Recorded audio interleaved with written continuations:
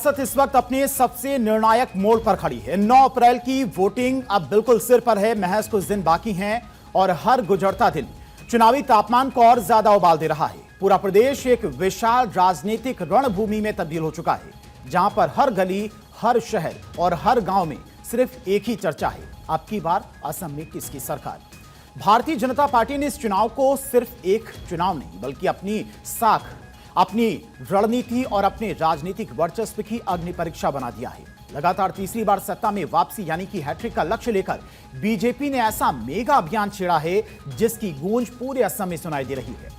केंद्रीय गृह मंत्री अमित शाह की आक्रामक रैलियां, योगी आदित्यनाथ का जोशीला अंदाज और प्रधानमंत्री नरेंद्र मोदी की हाई वोल्टेज रैली और रोड शो ने बीजेपी के इरादों को गंभीरता क्या है बीजेपी के इस चुनाव को लेकर उसको साफ दिखा रहा है। पार्टी ने इस बार सिर्फ जीत नहीं बल्कि 100+ का लक्ष्य रखा है, जो यह संकेत देता है कि बीजेपी कोई कसर छोड़ने के मूड में नहीं है। चुनावी रैली में अब बीजेपी के 3 दिग्गज नेता मैदान में हुंकार भर रहे हैं। उन्होंने विपक्ष को भी निशाने पर लिया है। कांग्रेस पार्टी ने असम को घुसपैठियों का अड्डा बनाया। वो दिन दूर नहीं, अगर फिर से उनकी सरकार आएगी तो हमारे ट्राइब के बीच में भी घुसपैठिए घुसेंगे। आप फिर से एक बार, तीसरी बार भारतीय जनता पार्टी का सरकार बनाइए।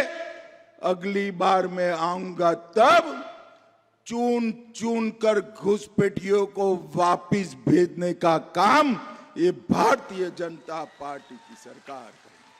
हम लोगों ने असम के लोगों को उसकी लूटी हुई जमीन जो घुसपैठियों के माध्यम से यहां उस समय की कांग्रेस की सरकार ने दे रखा था, उस जमीन को लौटाने का काम किसी ने किया तो भाजपा एनडीए की सरकार ने किया, हेमंत विश्व शर्मा के नेतृत्व वाली सरकार ने किया।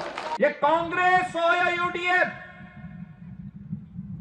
इन्होंने असम की संस्कृति के साथ खिलवाड़ किया।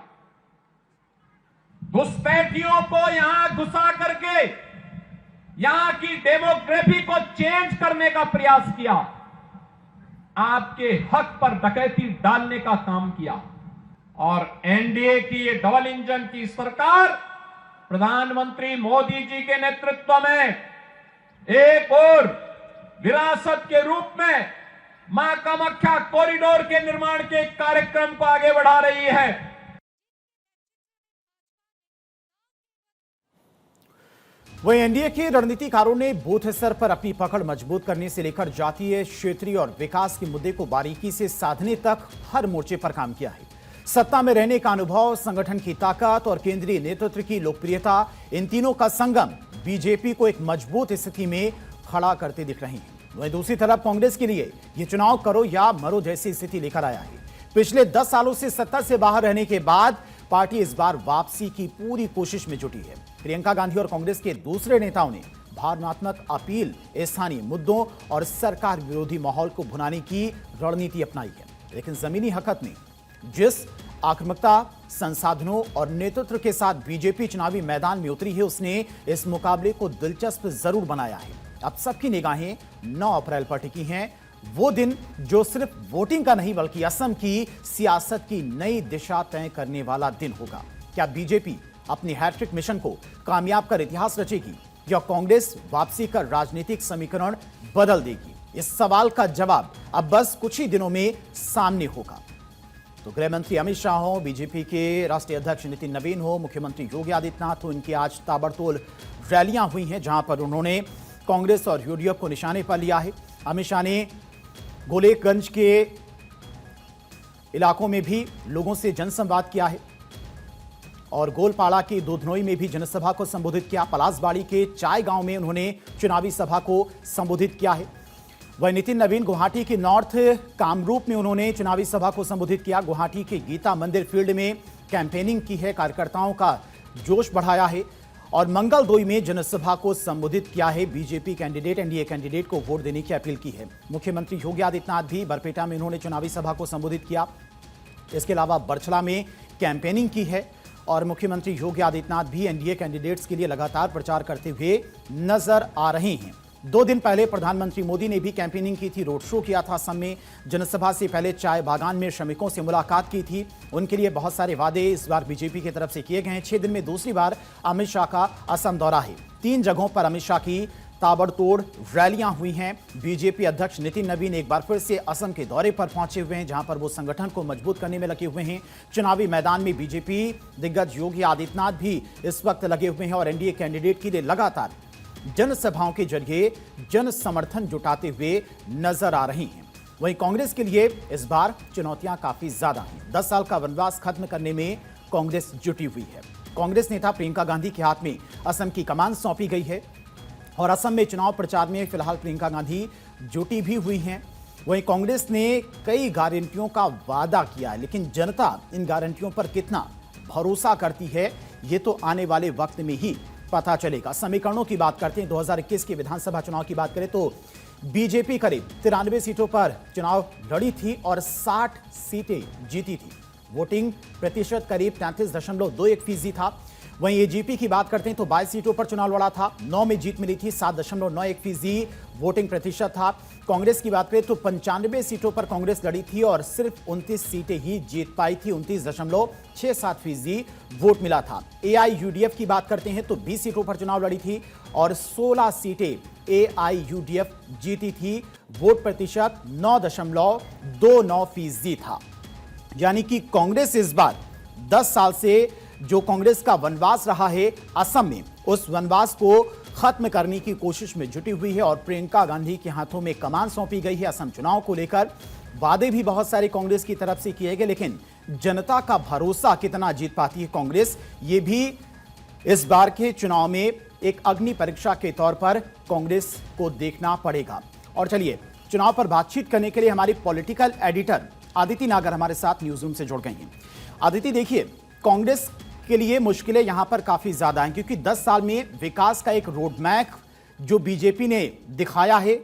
अब दूसरे राज्यों की बात करें या फिर असम की बात करें, असम में जो डेवलपमेंट हुआ है, प्रधानमंत्री मोदी की तरफ से जो तमाम सारी सौगातें असम को दी गई हैं, वो एक रिजल्ट है जो जनता के सामने बीजेपी रख रही है। और घुसपैठिया यूसीसी का मुद्दा भी एक सबसे बड़ा मुद्दा है, जो इस बार बीजेपी ने अपनी मैनिफेस्टो में ऐलान किया है कि सत्ता में आने के बाद ये 2 चीजें सबसे पहले बीजेपी करेगी। ऐसे में यहां पर कांग्रेस के लिए राह असम में कितनी मुश्किल नजर आ रही है? इन 5 राज्यों के चुनाव में 2 ही राज्य ऐसे हैं जिसको थोड़ा बहुत दिल से कांग्रेस चुनाव लड़ रही है, असम और दूसरा केरल।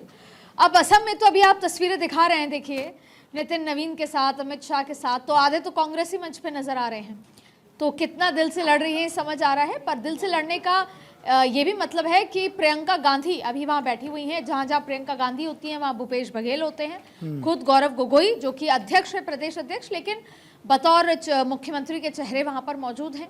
राहुल गांधी ना बंगाल पहुंचे, अभी तक असम में भी नजर नहीं आए।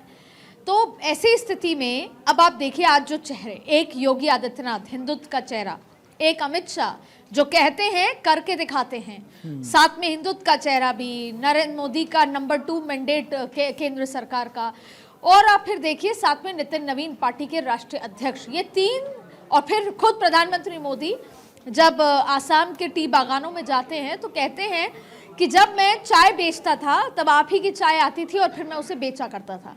मतलब उन महिलाओं को यह एहसास दिलाना कि आपसे मैं आज से नहीं, बहुत पहले से जुड़ा हुआ हूँ और मैं चाय बेचता था, मैं आप ही के बीच का व्यक्ति हूँ। तो ये सारी बातें तो खैर आप नैरेटिव के तौर पे तो आप कांग्रेस बीजेपी को मात दे ही नहीं सकते। फिर अब आते हैं हेमंत बिश्व शर्मा वर्सेस गौरव गोगोई पे। ये बहुत इंटरेस्टिंग है क्योंकि आए तो सब एक ही क्लैन से हैं और हेमंत बिश्व शर्मा तो डंके की चोट पे कहते हैं कि 20-30 टिकटें ऐसी दूंगा जो कांग्रेसियों की होगी। तो अब सिर्फ गौरव गोगोई और प्रियंका गांधी यही 2 थे जिनको लाना बाकी था पार्टी में, लगभग सबको ले चुके हैं। लेकिन इसके साथ साथ देखिए एसआईआर नहीं हो सकी सुप्रीम कोर्ट की वजह से, लेकिन फिर भी घुसपैठ का मुद्दा उतना ही इंपॉर्टेंट है। और साथ में आप देखिए बंगाल भी है। दोनों ही राज्यों ने ये देखा कि बंगाल में, बांग्लादेश में हिंदू माइनॉरिटीज के साथ क्या हुआ और वहां पे रह रही हिंदू जो लोग हैं दोनों ही राज्यों में, वो ये समझ रहे हैं। अच्छा, उससे इम्पोर्टेंट बात यह है कि जो सीएम है उन्होंने ये कहा कि ऐसा नहीं है कि मैं ये कहूँ कि मैं अब तिबारा आऊँगा तो मैं बांग्लादेशी घुसपैठ को बंद कर दूंगा। ये एक निरंतर प्रक्रिया है। जब बगल का देश आपका समृद्ध नहीं है, इस तरह के हालात हैं, अनस्टेबल है, तो जाहिर तौर पे वहाँ के लोग, रहने वाले लोग पड़ोसी देश में घुसने की कोशिश करेंगे। और जब पड़ोसी देश में घुसेंगे तो सारे तो अच्छे हो नहीं सकते।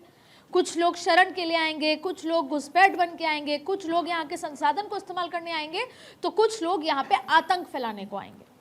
इसलिए ये निरंतर प्रक्रिया है। और जब जब हम आएंगे, अब आप इसको चाहे चुनावी भाषण कह लीजिए, लेकिन पिछले 2 कार्यकाल में भी इसको बहुत कंट्रोल किया है। दूसरी बड़ी बात है कि बीजेपी का एक विकास का मॉडल देखा जाता है।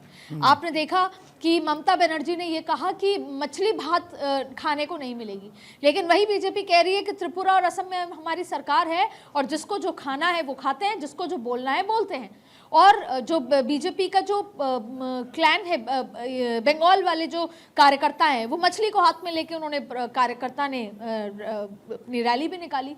तो इस समय बंगाल में तो किले फतेह करना, लेकिन असम में तिबारा सरकार लाना जाहिर तौर पे भारतीय जनता पार्टी के लिए इसलिए ज़रूरी है, ये एक बड़ा मैसेजिंग है गुड गवर्नेंस का।